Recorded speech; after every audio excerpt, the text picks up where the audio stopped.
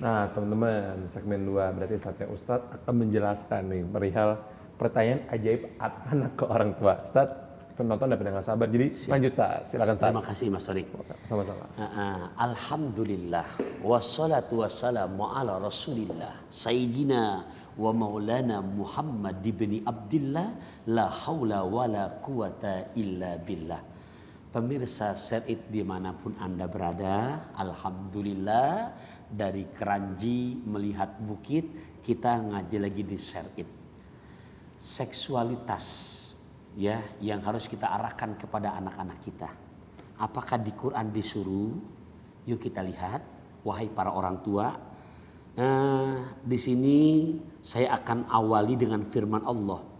Surat An-Nur, surat ke-24. Juz ke-18, ayat ke-30 dan 31. A'udzu billahi minasy syaithanir rajim. Bismillahirrahmanirrahim. Qul lil mu'minina yaghuddu min absarihim wa yahfadhu furujahum dzalika azka lahum innallaha khabirum bima yasna'un. Jadi ayat 30 dan 31 Allah awali dengan bentuk kata kerja dan bentuknya fi'il amr. Fi'il amr ini bentuk kata kerja yang sifatnya berarti bentuk perintah. Berarti kalau bentuknya perintah, maka secara kesimpulan umum orang tua mengajarkan perihal seksualitas kepada anak ini perintah langsung dari Al-Quran. Ketimbang dia nyari tahu sendirian yang akhirnya rasa kepo mereka tinggi, memang proses lagi pencarian jati diri, kemudian ketemu sama teman-teman yang ternyata mengarahkannya bukan hal yang baik, akhirnya dampaknya negatif. Perihal apa sih? Yuk kita lihat. Begitu adilnya Quran bukan hanya buat anak perempuan. Di sini di surat An-Nur ayat ke-30 buat laki-laki dulu.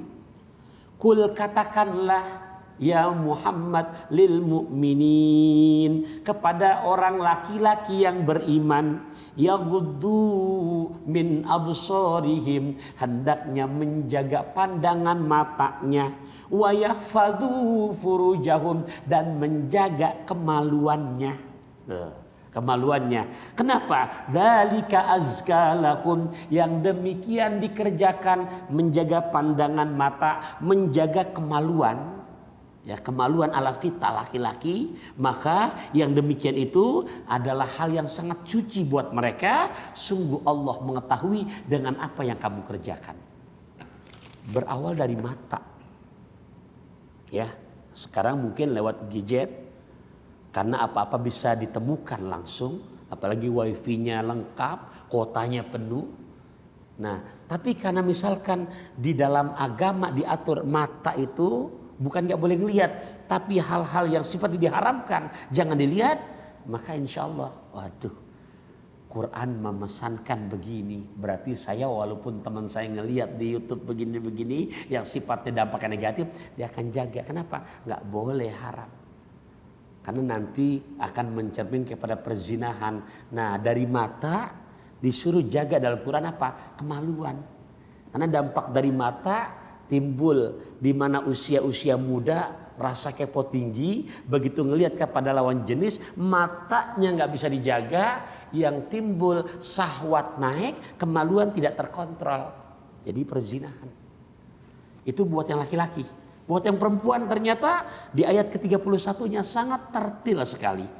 Wa kullil mu'minat. Hai Nabi Muhammad, katakanlah kepada perempuan-perempuan yang beriman, yaghdudna min absarihinna, sama tadi dengan laki-laki, hendaknya menjaga pandangan matanya, wa yahfadna furujahunna, dan menjaga kemaluannya, wala yubdina zinatahunna illa ma dhahara minha, dan janganlah memamerkan auratnya kecuali pada batas-batas yang sudah umum. Tuh. Karena seks itu berawal karena ngelihat kepada pasangan lawan jenis yang aurat-auratnya terbuka. normal manusiawinya nafsu naik. Tapi karena di Quran diajarkan hendaknya jangan memamerkan aurat-aurat yang harus ditutup kecuali pada batas-batas yang umum. Apa sih Sat batas aurat yang umum? Seluruh tubuh kita, apalagi perempuan, kecuali wajah dan tangan. Jadi kepada akhwat, kepada kaum perempuan, wahai anak-anakku sayang, tolong ya, organ-organ tubuh yang Allah berikan sangat istimewa, kalian harus jaga, bukan buat dipamerkan. Bukan untuk dipertontonkan. Nah, di ayat Quran disebut lagi waliyadribna bi khumurihinna ala juyubihinna, dan hendaklah menjulurkan kerudung kamu sampai melewati dada kamu. Ya, jadi rambut, telinga, leher, termasuk dada disuruh tutup karena itu barang istimewa buat kamu, Nak.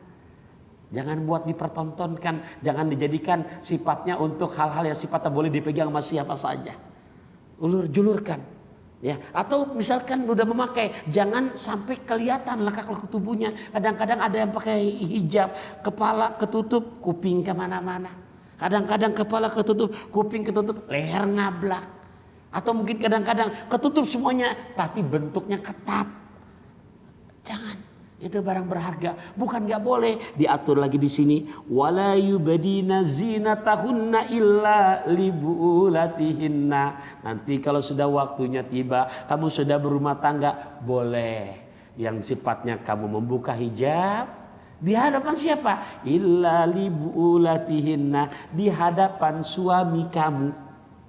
Di hadapan suami boleh. Ya, siapa lagi? Illa libulat au abaihinna, atau di hadapan ayahanda kamu.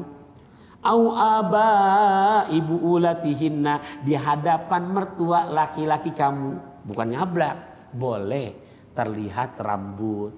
Ya, di hadapan suami, di hadapan orang tua laki-laki, di hadapan mertua atau orang tua daripada suami kamu. Apalagi bolehnya au abnaihinna, di hadapan anak-anak kamu. Kumpul sama anak-anak, ya enggak apa-apa berupa hijabnya. Ya, au abna ibu ulatihinna, atau di hadapan anak-anak dari suami kamu. Au ikhwanihinna, atau di hadapan saudara kandung laki-laki kamu. Au bani ikhwanihinna, atau di hadapan anak laki-laki daripada anak saudara laki-laki kamu, ponakan kita. Ya, kemudian sebentar lagi au bani akhwatihinna, atau dari anak-anak perempuan saudara kandung kamu, ponakan dari saudara kandung yang perempuan. Au nisaihinna, atau berkumpul lagi sama-sama perempuan yang seakidah.